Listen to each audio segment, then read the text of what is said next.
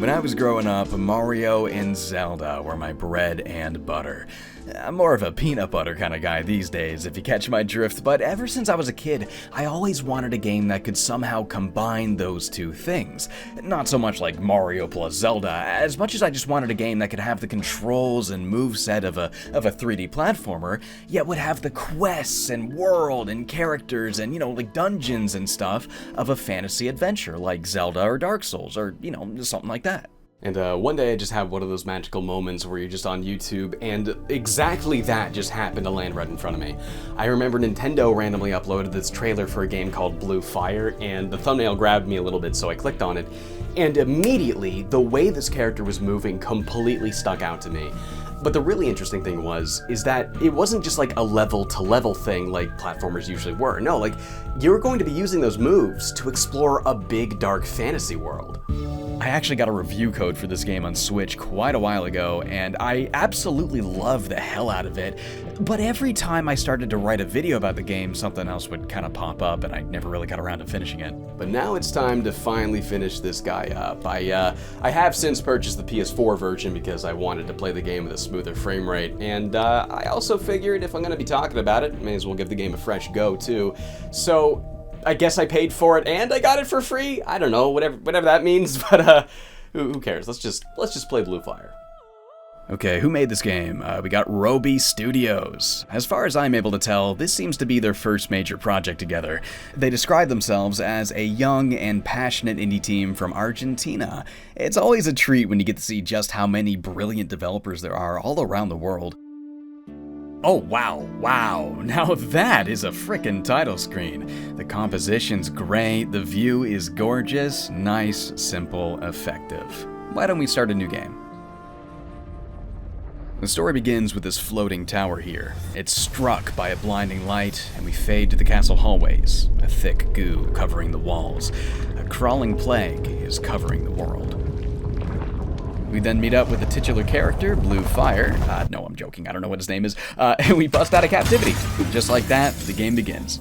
Jesus Christ, it looks like we're far from the first guy to break out. So we're wandering the halls of this great big castle here, and we don't have a ton of moves out of the gate. You got a heal move that you can use with the D-pad. Of course, you can jump, you can swing your sword to attack, and we can do this little dash move. Okay, that is really satisfying, just like jumping in the air and then zipping forward like that. Ooh, the control you have over this thing is just fantastic too. If you let go of the button early, it'll stop your dash short, so after some practice, you can really measure out that landing. Being able to jump out of that ledge grab is also a really nice bonus. Man, moving the character around the world, it's so much freaking fun in this game. You'll basically progress to the area one room at a time, and in each room there's usually something different to do. Sometimes we'll have to platform over some obstacles, or maybe you'll have to defeat some enemies. Maybe there'll be an NPC you can talk to, or something to interact with, maybe a mechanism. Sometimes there's chests to find, and pots to break, items to pick up. It's all the usual suspects of a fantasy adventure. All of these rooms are going to branch out into this big sprawling world. So the castle's gonna lead into the sewers, which will lead into this big ancient stone city, and that leads to a dungeon where you get a key to... you get the picture. There's usually a pretty clear path the game wants you to take, but there is a lot of room for exploration.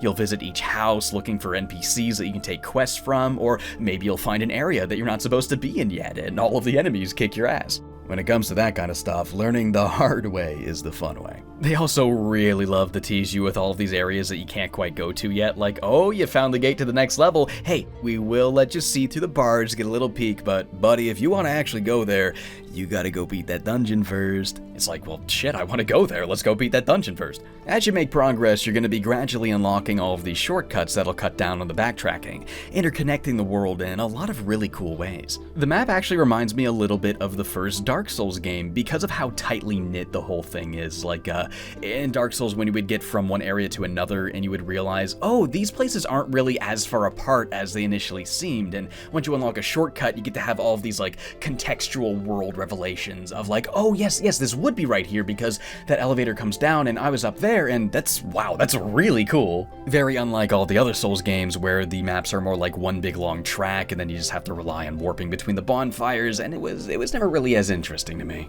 Blue Fire seems to understand why that first map was so cool, so they used that to give this game a fairly similar feeling. The soul's inspiration definitely doesn't stop there though. You also drop all your money when you die, being able to go pick it back up if you make it back. It's a true and tested mechanic that we've seen time and time again for good reason. And at first that had my brain going straight to Hollow Knight, since A, that game also has this mechanic, and B, the menus and moveset and the whole general vibe of this game is pretty similar. There is some pretty undeniable influence from Hollow Knight here, but with how much it clearly draws from a lot of other games too, and with how successful it is in rearranging those elements into something new, I think it would be a disservice to pretend that the game is nothing but a 3D Hollow Knight. A lot about Blue Fire may feel familiar, but Blue Fire is very much Blue Fire. So why don't we talk a little bit more about what this character can do, because the platforming isn't going to be the only thing you do with those moves. There's also a big focus on the combat. Now, when I think of really good combat and platforming games, I'm usually imagining a lot of movement and a lot of projectiles. So, Blue Fire does have a projectile, but you can only fire it off a couple of times before you dry out your magic meter. You won't be able to rely on it like you can in games like Psychonauts or Rayman. For the most part, it's gonna be melee. You will be swinging that sword. Though, despite leaning into the melee, they still manage to make the combat all about the movement. Enemies are gonna be hitting you with these beams or these big wide slashes, the kind of stuff that this moveset is very tailored to avoiding. Evasion is key. It's all about dancing around your enemies. You can also use that dash to go on the offensive, like you're popping in, slashing, and you exit on the back with a couple of pot shots. Wow, that is some fun-ass freaking combat, dude. Like the very best, Blue Fire thoroughly understands that it's all one thing, like all of those jumping moves, they gotta be just as much for the combat and every other scenario as they are for, the platforming. Like, why make two different video games, basically? You're making two different styles of play just for every time an enemy shows up, it's fighting game mode. Like, why would you do that when you can make this one more athletic play style that the player actually bought the game for make sense in all scenarios? I've had so many freaking older platformers throw, hack and slash combos at me, and it's like, these are very different things, sir. Why are we doing this? So I'm really glad to see modern platformers like Blue Fire finally figuring out how to really bring those two things together. It's all in the moveset, buddy. You'll unlock all of these moves gradually as you make progress through the game, mainly in the dungeons. The most notable one here is probably that wall run, because this thing is just fantastic. Not only is gliding across the wall and timing the jump out really fun to do and really satisfying, but it also just doubles as a general wall jump. You can just use this wherever you want. It's not that fake magnetic crap that you can only use on very specific types of obstacles in one precise exact way. No. This is a real ass wall jump. You can use it on pretty much any wall you want, and you have full control over the entry and the exit. So, outside of the obvious spots where it's okay, this is a wall jump obstacle, you gotta do you can 100% do that tricky dicky platform magic that makes games like Mario and Demon Turf stand out from the bunch. Wiggling back and forth with the wall run to try and get your guy to keep still can be a little bit weird sometimes, it is a little bit loose feeling, but after some practice, I was dancing on those walls like Patrick Swayze. As far as the other unlockable moves go, we've got this sword spin, which pretty much serves as just a double jump. You'll have to charge it up every time you want to use it though, so you can't just double jump over everything in the game all willy-nilly. I appreciate that there's a little bit of deliberacy to it. Later on, you will also unlock an actual double jump though. This one you can execute without charging, and you can use it all willy-nilly. So it's no secret that I don't freaking like double jumps, and it's for a lot of game design reasons. But I think Blue Fire is actually a really great example of a context in which a double jump does make a lot of sense. Because we're not just playing through levels or stages, right? We're on a big quest, a big sprawling world full of backtracking and tons of places that we don't have the moves to access yet. A double jump makes a lot of sense here because not only does it ease the backtracking a bit, but it also gives the player access to new parts of the world that they couldn't go to before.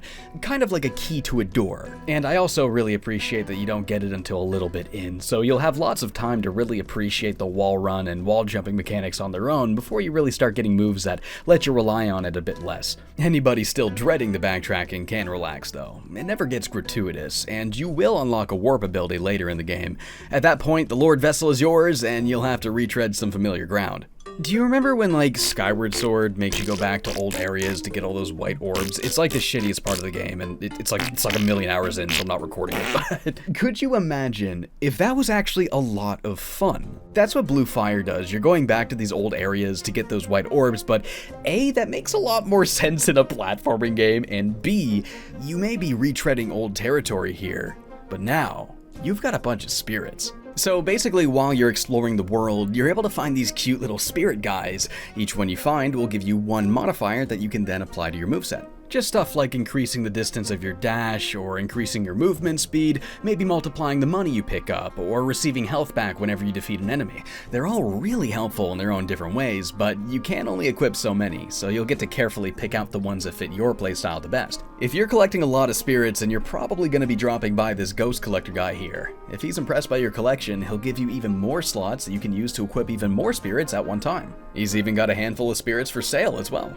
Also, just the idea of a ghost merchant is such a fun idea for a fantasy character. If you make sure to collect a lot of spirits during your playthrough, then you can get some pretty busted ass shit by the end of the game. I'm talking higher jumps combined with further dashes combined with double dashes. Like, look at this. I can clear the entire room without even touching the floor. By this point, you're Superman. Like, the backtracking's just like...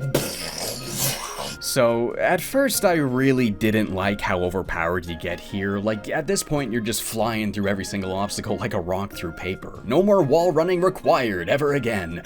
And I don't know, it just kind of felt like a really big waste of all of this level design that they made if I can just kind of skip it all like this. But like, the more I played the game and the more I thought a lot about it, the more I realized, well, I guess I'm only really skipping stuff that I've already done a bunch of times before. You know, maybe some parts of the volcano area I didn't do until the late game, and I didn't really have to try very hard to get through there, but for the most part, it's really kind of just making all the backtracking faster. And all those parts where you have to revisit areas to collect those orbs, it would probably feel pretty annoying if we had to redo all of these areas the same way as before, but now we can get around easier. We're much more capable of navigating the environment. And that's kind of when it hit me. This is how you create that sense of RPG character progression, but in a platformer. When you go back to that previous area and you get to feel so much more durable, so much stronger, so much more capable.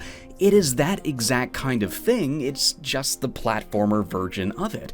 Instead of just increasing the numbers, we're also increasing the amount of maneuvers we can perform, and by extension, we're increasing our capability in navigating the world around us. And after all, it's not like the game just gave me all of those moves. I had to do a lot of side stuff to earn them. They were a reward for all of the exploring I did. But the other thing I noticed, and this is the way more important thing here, is that I still found myself rather engaged with the gameplay, even though I was skipping everything. Like, I really expected the game to start feeling mindless, like what's a shitty game? Rough Trigger, there's an example. Every single jump, you just do a double jump in the werewolf form, and you clear every gap in the entire game with ease, until the game's practically playing itself and you're falling asleep. It's boring, it sucks ass. That's the biggest reason I really don't like double jumps, and I genuinely expected to start feeling that way too here, but no, I'm still making decisions here. I might do a dash and then use the double jump and then do the other dash. I might double jump first and then do both dashes. I might stick a spin move in the middle there somewhere. I mean, there's even been plenty of times that I worked a wall jump or two into the combo.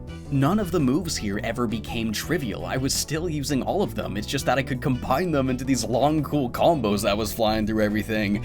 Being overpowered in this game does not mean the removal of any challenge or deliberacy. It just means that the challenge now comes from maintaining that flight. However, I do still take issue with how these moves can affect the void challenges. Most of them did become pretty trivial after I unlocked a certain move, because where the world is this open place that you navigate more efficiently as you repeat journeys, these void challenges are handcrafted linear levels designed specifically to challenge the player. It's just like, what's the point of all of that if I can really easily skip it all? Well, then again, I suppose you could also look at this in an RPG sense as well. Kind of like that boss fight that you waited until you were a higher level to take on. It's just that instead of a fight, it's a challenge stage. If you were having trouble completing it, you could always shelve it for later when you had better moves. It's just that the heart container would be granted to you later down the road as a trade-off, and, well, I think that's pretty fair. But, still, as somebody who loves tough and challenging challenging platformers, I kinda wanted to get the intended experience from these levels. I mean, like, that's how I found them to be the most fun. Maybe if they added an option just to play the level with, like, the intended moveset or something, maybe that could be a good solution for the people that want the intended challenge. Just because it's a little difficult to kind of figure out what moves you're supposed to have when you first found this thing. But hey, even if a couple of those had to be made ridiculously easy because I found them way too late, I guess they refuse to let the Void challenges disappoint because those final ones do not mess around. Even if you are fully powered up, they're still pretty damn challenging. All of these mega hard Void challenges were actually all added as free DLC. I guess waiting on this game was a good idea after all. These stages are wicked as hell. I also, this is a really good detail, I love how they convey a little bit of the lore in the background with the gods posing and stuff. Ooh, that's right, sports fans. This game is full of deep and juicy lore. I don't know how deep the lore goes at all. It does have like that light-hearted cutscene lore explanation that feels straight out of Ocarina of Time, with like, the gods all did this, and then there's the one evil one. But the environments and NPCs do also seem to tell a tale as well. You surely won't get as absorbed in it as something like, like Bloodborne, I guess, but there is a decent amount of world building here. Just absolutely in love with all of the set pieces. The cel-shaded art style brings forth all of these somber colors that pop with fantastic lighting effects. It kind of feels like a PS2 game or a GameCube game. Back before all the textures needed so much freaking detail. They make more with less here for sure. Simple textures, characters that don't have too many features. They paint gorgeous skylines with only a handful of carefully selected colors. It's an utterly fantastic looking game. I just wanted to keep exploring because each and every area I found would have such a distinct flavor to it. And don't even get me started on the soundtrack. It is remarkably pleasant. It's medieval, right? So you can expect a lot of wind instruments and strings, and it just carries this melancholy mood throughout the game, which serves as a really good backdrop that helps those quirkier moments stand out in the dark.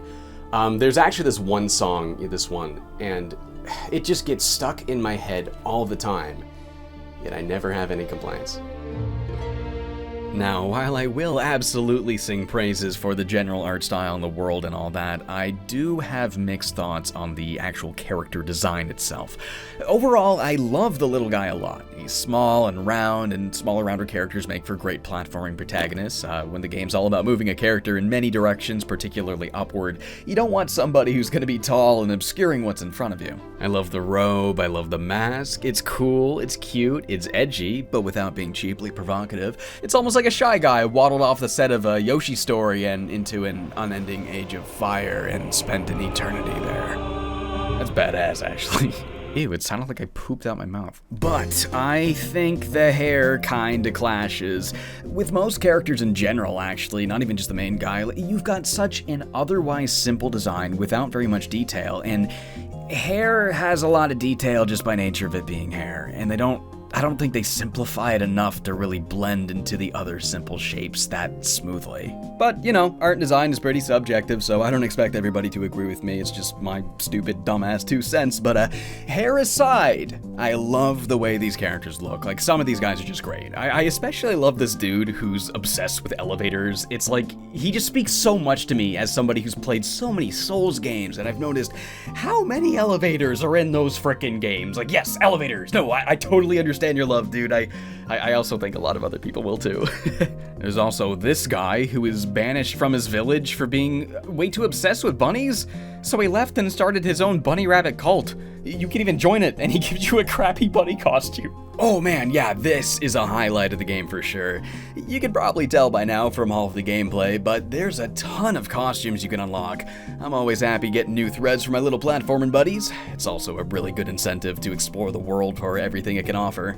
And that is precisely what I did. Like, it was a fun freaking platinum trophy, dude. The gameplay in Blue Fire is it's just so freaking fun. And hey, I'll let you in on a little secret. If you think you're gonna be really nuts about this gameplay, you should probably get the PC version because they have a level creator up there for free now. You can play all sorts of these custom Void maps. It's so freaking cool. No worries if you're not a PC guy though, because the game is available on all platforms. PS4 and 5, Xbox One and Series X, and even Nintendo Switch.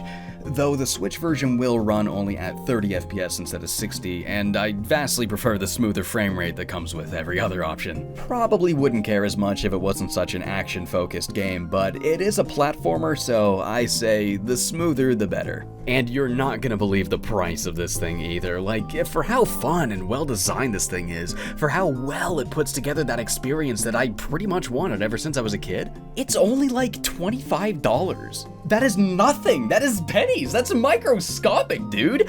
It is an absolute must-buy, must-play from me. Blue Fire isn't just a fantastic 3D platformer, but it's also a really great demonstration on how we can take a familiar genre and execute it in a pretty different way. And with that said, I think Blue Fire is far from the last kind of game like this we should see. I want to see more worlds, more wacky characters, more challenging fantasy adventures, but all with jumping around as the main focus. Whether it's a Blue Fire 2 or maybe something else with a unique take on it. I mean, you could rearrange a moveset in hundreds of ways, craft environments those moves could explore, and create different world through lines, arrange shortcuts, and change the order you get new moves to accommodate for the world progression. Maybe the order you happen to find the moves in could change your path through that world altogether. Or what if you could pull out some tricks and maneuver up to a late game area earlier than you're supposed to? Whichever way you slice it, navigating a world with moves like this, it's just flat out fun. And hey, that is the Mario 64 philosophy after all, to make a character so fun just to move around that it doesn't matter where you are, whatever you're punching into that controller is always going to engage you. Blue Fire is a magnificent unification of that philosophy and the adventure that can come from the wide spectrum of the RPG genre. Was it everything I was hoping for? Pretty close, actually, but even still, I also think this is just the beginning. I think there's a lot more to explore here in this delightful little subgenre of platforming, but for now, Blue Fire is an incredible start. One that you should absolutely finish. The final boss is like straight out of Nier Automata. It's like ridiculous. What's Gucci, my friends? Thank you for watching another video I made on this website. Hey, if you like hearing me talk about stuff, I've got a podcast up on patreon.com that is just $1. Me and my friend Brady talk about all sorts of things. If you appreciate what I do, it's a fantastic way to support the channel. And, yeah.